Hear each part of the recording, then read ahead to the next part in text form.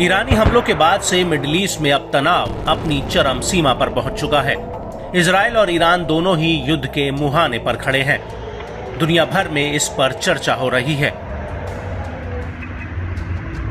Syria में ईरानी राजदूत पर कथित इजरायली हमले के जवाब में ईरान ने इजराइल को अपनी ताकत की नुमाइंदगी कर जोरदार हमला किया।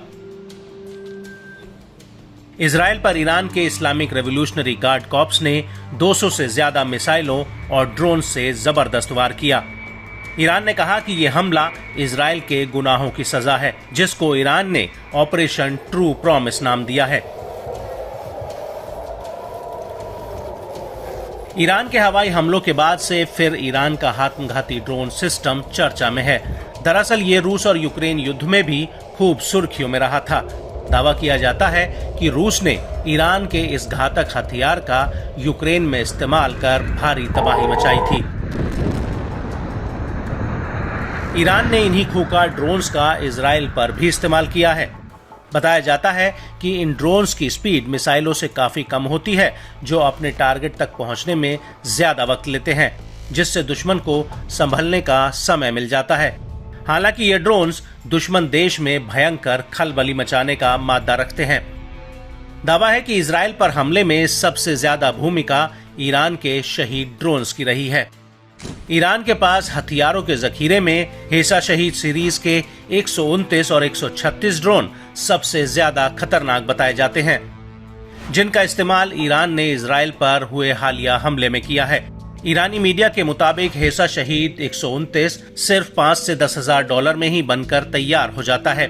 वहीं शहीद 136 ड्रोन अकेले 20 हजार डॉलर में बनता है।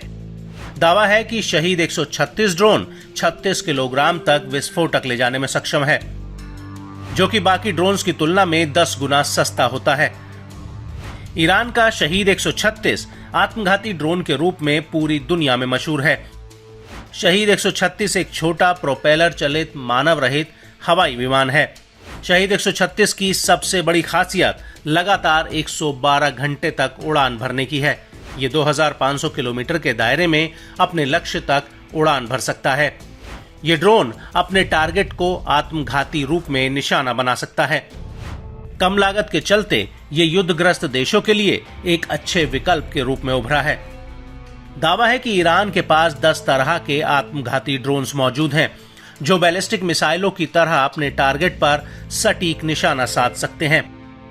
साथ ही कम ऊंचाई पर उड़ान भरने के चलते रडार की पकड़ से दूर रहने में भी सक्षम है।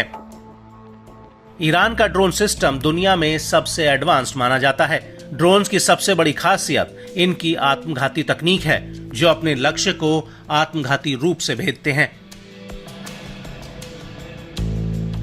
बताया जाता है कि एक बार फायर करने के बाद इन्हें नेविगेशन की जरूरत नहीं होती है, इसलिए ये खुद ही टारगेट पर जाकर ब्लास्ट हो जाते हैं। तभी ईरान का ड्रोन सिस्टम काफी कारगर साबित हो रहा है।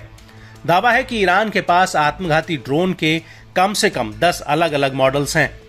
बताया जाता है कि शहीद 136 ड्रोन की लंबाई 11 फीट है, इसका वजन 440 पाउंड और विंग स्पैन 8.2 फीट है। शहीद 136 ड्रोन में 66 और 110 पाउंड के वजन ले जाने वाले हथियारों को तैनात किया जा सकता है। हालांकि इजरायली डिफेंस फोर्सेस ने दावा किया है कि उनके एयर डिफेंस सिस्टम ने 99% ईरानी हमलों को मार गिराया। वहीं ईरान ने हमलों पर कहा कि उसका बदला पूरा हो गया है। अगर इजराइल फिर ईरानी सीमा में हमला करता है तो दोगुनी ताकत से जवाब दिया जाएगा।